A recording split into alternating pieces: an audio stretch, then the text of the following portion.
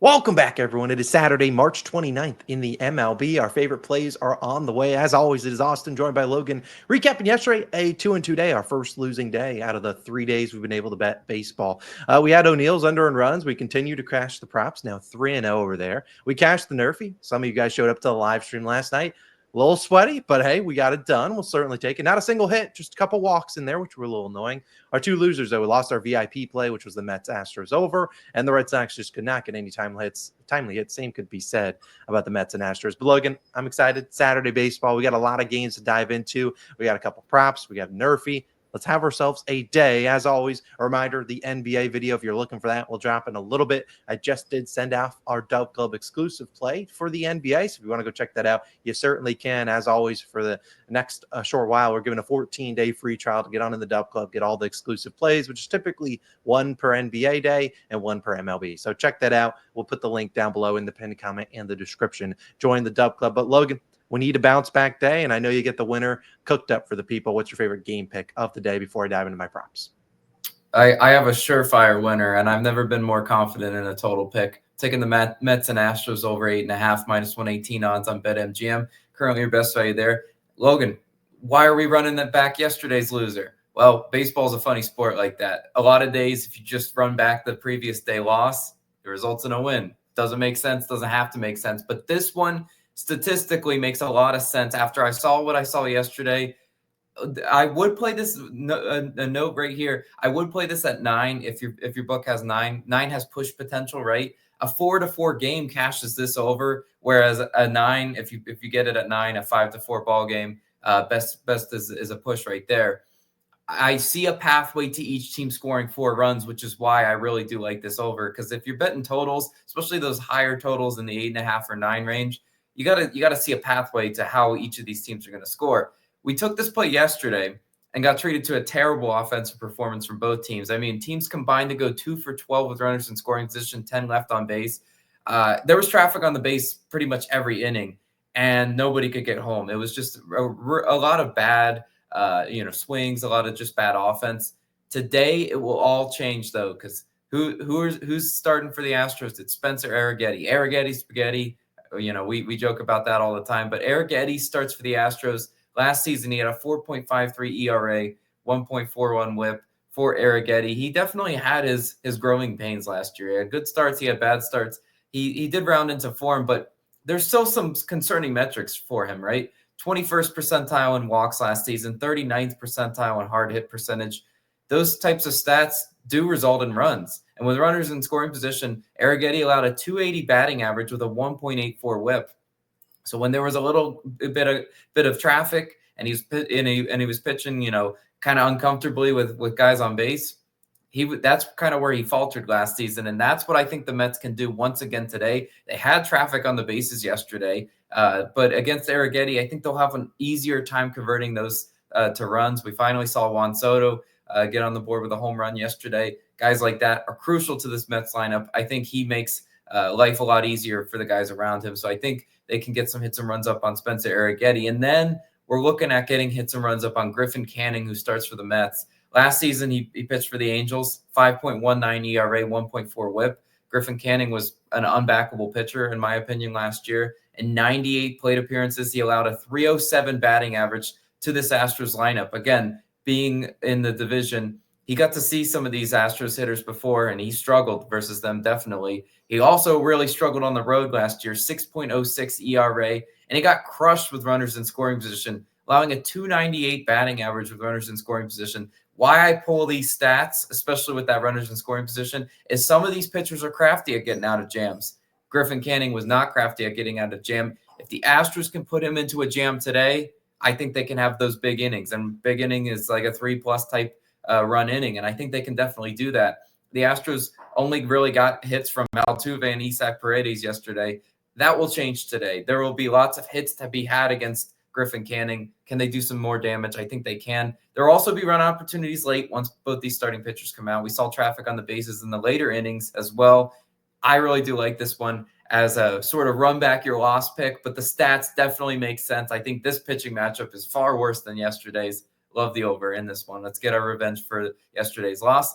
Austin, what you're rolling with today, though? Hey, something we learned all of last year was you run back those losses, then they typically turn green. So Red Sox money line, probably also a winner. But I'm going to dive into my favorite prop, Logan. Let's get things rocking and rolling because I'm going to be rolling with Mr. Marcell Ozuna, and I'm taking his over 1.5 hits, runs, and RBIs. Now, I do have an under in runs. We've cashed 2 of those last 2 days. I made that the DubClub exclusive play. You can go check out that. Like I said, 14-day free trial down below. But let's keep the props hot. And we're asking Marcell Ozuna to get things going. He's minus 120 over 1.5 hits, runs, and RBIs on Bet365. Now, I know the FanDuel bettors are already down below. How do I bet this on FanDuel? I just parlayed him to score a run, get a hit, and get an RBI. I got like plus 600 value. You can take that, but I don't know if I'd really want that. I really want to look at, it's probably not plus 600, but probably plus 300 or 200, something like that. But again, Ozuna, you can find this on, you've got so many different books besides FanDuel. We're talking about, we have DraftKings, Bet365, BetMGM, Bet Caesars, pretty much every single book besides FanDuel will give you an HRR prop. So go navigate, go pick one of those books. But let's talk about Ozuna, who is off to a strong start this season. He's already over this line in both of the games, and he's faced Dylan Cease and Michael King. Today, he's going to get Randy Vasquez. And we talked about Vasquez a ton last season. He really struggled against lefty bats, giving up like a 365 batting average. He's pitched okay in spring training. Now, Randy Vasquez, and you might be Austin, you're bringing up stats versus lefties. Ozuna's not a lefty. Yes, I understand that. But you think about the guys that are in front of him. Not only their number 9 hitter, Jared Kelenic, he's a lefty, but the guys in front of him in terms of the regular lineup, you have leadoff, Jerickson Profar, switch hitter, so he'll bat lefty. You have Austin Riley, who is a righty, Matt Olson, a lefty, then Ozuna, the righty, and then behind Ozuna, you have Albies, a lefty, while a switch hitter will bat lefty against Randy and Michael Harris. So again, a lot of these guys in front of him and behind him are lefties. So if we can get Ozuna on base, I have even more confidence in the guys behind him to hit Marcell Ozuna home, or the guys get on base, and then all we need is an RBI single or something like that from Marcell Ozuna. Now, like I said, Ozuna's been great this season. He's off to an okay start. 2 games, he's hitting 333 with a 5.56 on base percentage. He's had, like I said, 2 hits, runs, and RBIs in both games so far. And I think he can get the job done. You look at the pitches he's going to see from Vasquez, who did struggle versus lefties, but it's not like he was good against righties either, giving up a 254 batting average. And he throws 2 main pitches. Well, he throws 5, but the 2 main ones are his 4-seamer and his sinker. Last year, Ozuna versus righties, he hit 347 off the 4-seamer, 308 versus the sinker. So, look, I'm not saying Randy Vasquez is pitching a complete game here. That ain't going to happen. He maybe gets 2 ABs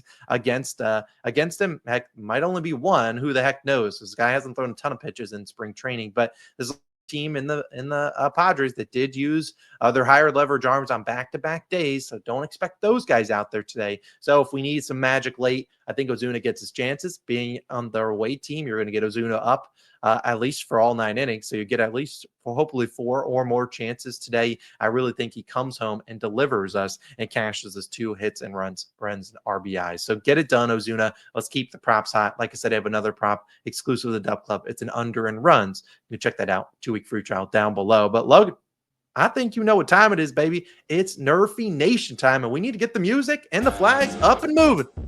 Yesterday, we got to wave these flags live on stream.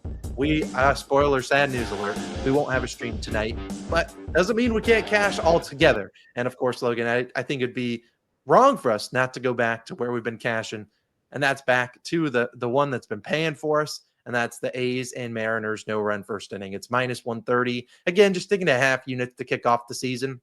But I really like this one. And honestly, you look at these 2 teams, I don't care who the heck's on the mound. You're probably going to take our chances with Cash and Anoa on first inning. These are 2 offenses that are off to slow starts. And let's be honest, the top of the lineups aren't, too sickening. But you look at Bryce Miller, who will lead things off for us. Castillo did his job yesterday just by walking 2 guys. Bryce Miller's been one of the best Nerfy pitchers. He's 15-1 on Nerfies at home last season.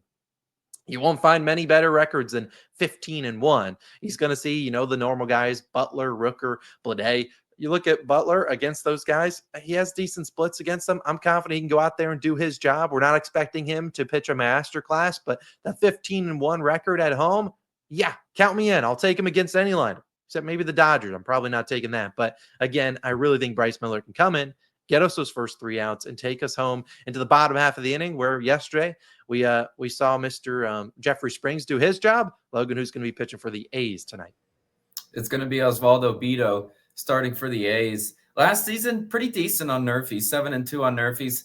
important to note in there, 3-0 on Nerfies on the road. Some of these pitchers pitch much better at home in Nerfies, and you can't really back them on the road. Well, Vito's shown some trust there. In the first inning last season, he only allowed a 212 batting average.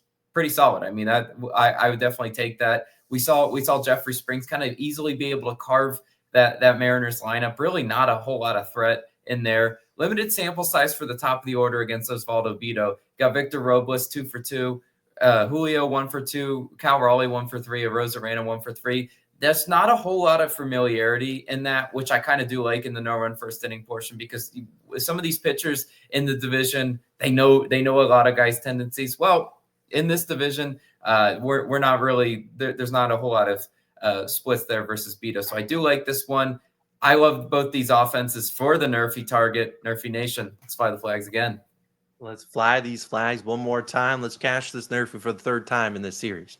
I don't know if they play tomorrow, but if it cashes today, I don't know who the heck pitches tomorrow, and I don't really care. Give it to us again. But either way, let's cash the Nerfy. No stream tonight, but appreciate you guys for showing up to the stream yesterday. And let's have ourselves a day, Logan. Let's keep things rocking and rolling. Get some runs in Houston, Ozuna, go to Homer, and let's get some 6 quick outs. We'll see you guys back again in the next one on Sunday for some Sunday baseball. See you then.